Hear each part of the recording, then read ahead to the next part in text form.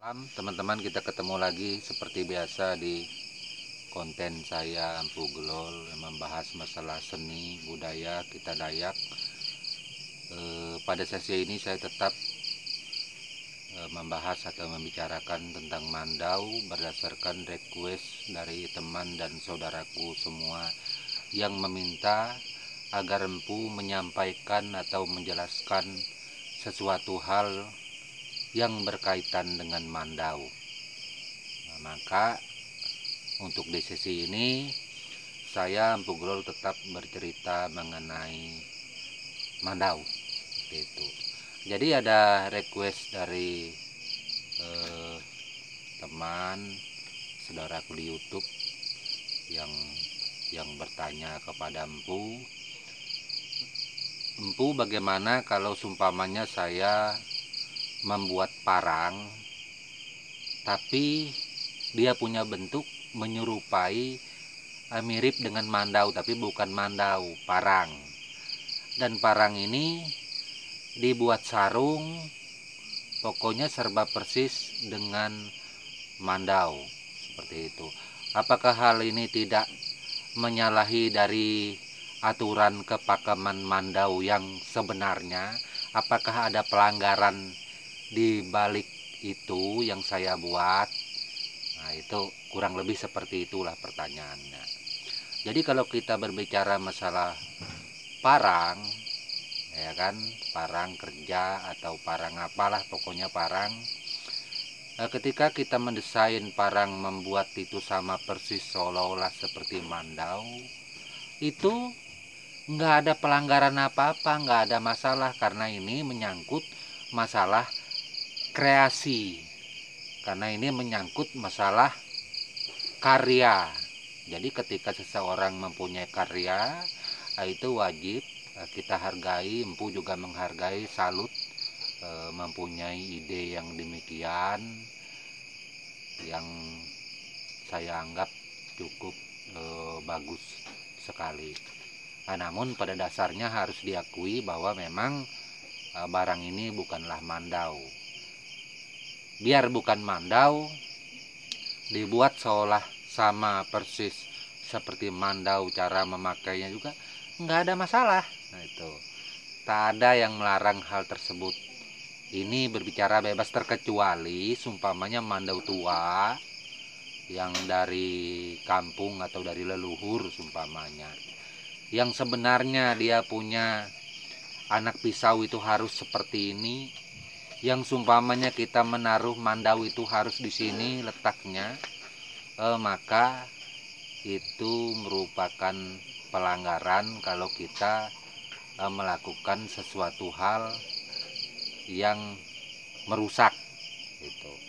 Tapi itu juga tidak ada sanksi, karena itu kan barang-barang kita, barang kita punya keturunan.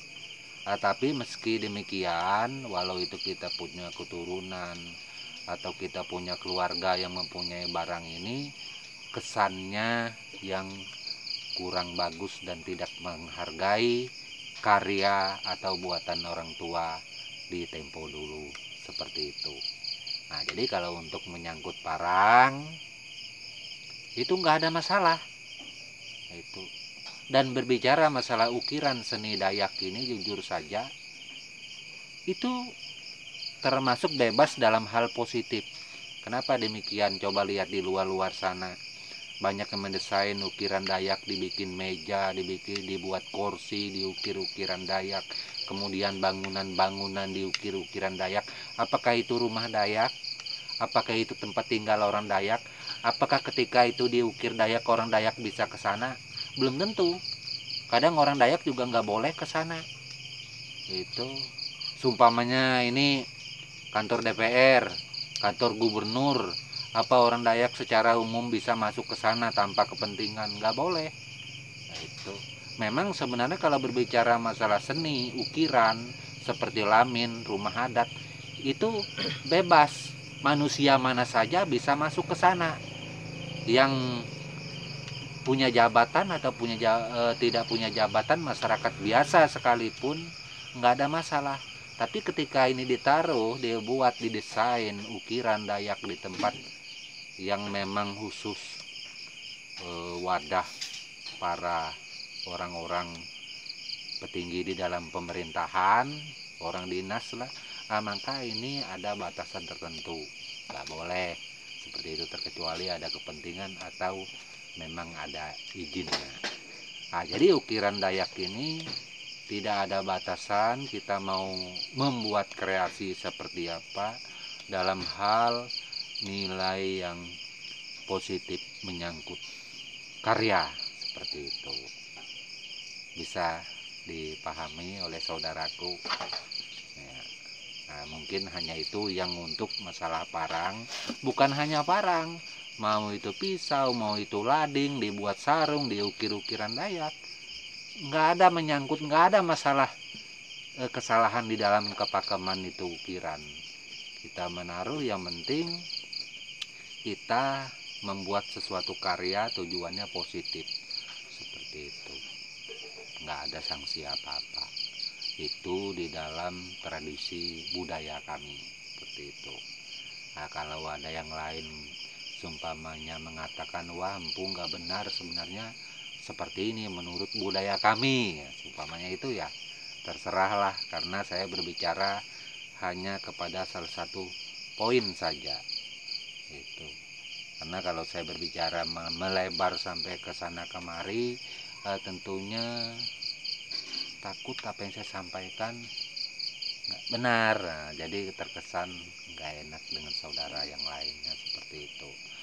Terus ini selesai, yang satu lagi ada pertanyaan dari saudaraku yang bertanya, empu kalau zaman dulu orang Dayak kita, suku kita pulang dari Ngayau sumpamanya, apakah itu ada penyambutan khusus atau ritual khusus sumpamanya di dalam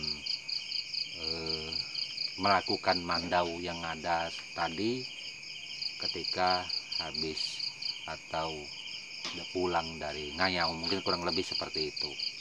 Jadi ketika seseorang pulang dari Ngayau medan pertempuran dan memenangkan pertempuran, itu sudah pasti pulang dengan selamat, maka dia akan disambut dengan tuuk, kentangan, segala macam-macam musik, maka di situ akan dilakukan trilele.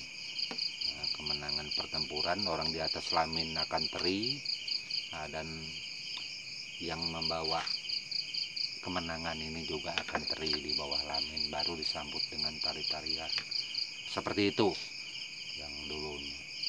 Dan mandau yang ada ini akan diritualkan oleh si pemiliknya, bukan orang lain, si pemiliknya. Biasanya kalau orang sudah melakukan seperti itu, dia akan mengerti meritualkan itu. Kalau sumpamanya dia nggak ngerti, maka ahli yang akan meritual itu, sumpamanya pembelian atau penguara yang lebih tahu jalur di dalam meritualkan mandau tersebut, yang sudah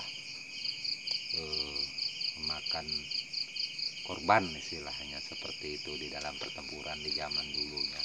Maka mandau ini akan dibacai bunyi benua itu sake jelap rengin lampuk limai jawan jawanan, itu awe merak manas.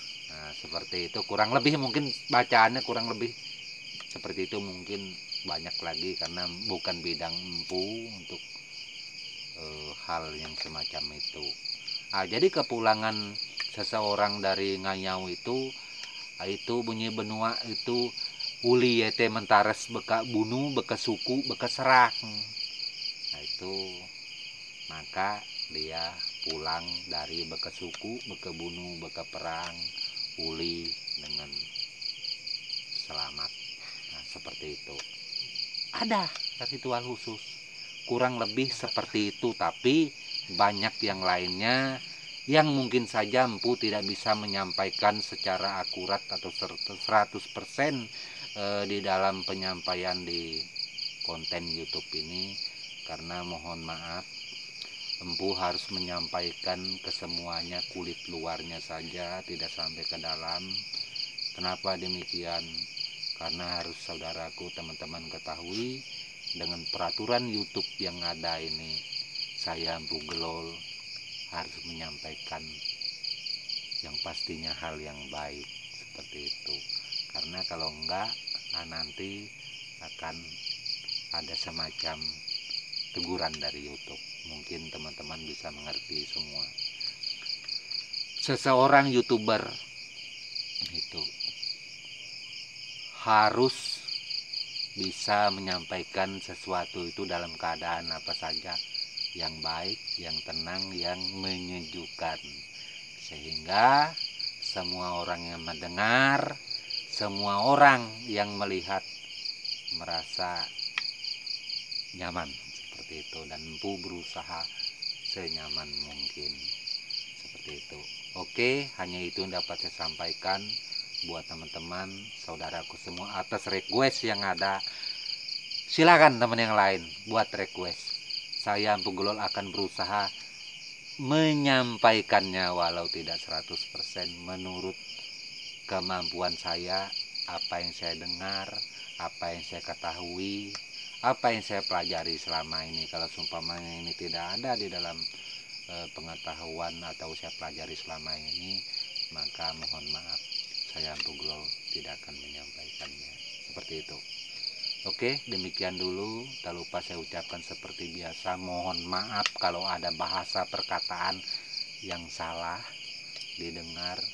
Maksud hati ini menyampaikan perasaan itu sih benar, tapi didengarkan belum tentu benar. Jadi beribu maaf kepada semua saudaraku. Maaf Rama segala, bahasa benua. Jadi tak lupa saya ucapkan salam budaya buat semua saudaraku di mana saja berada, dan tabe.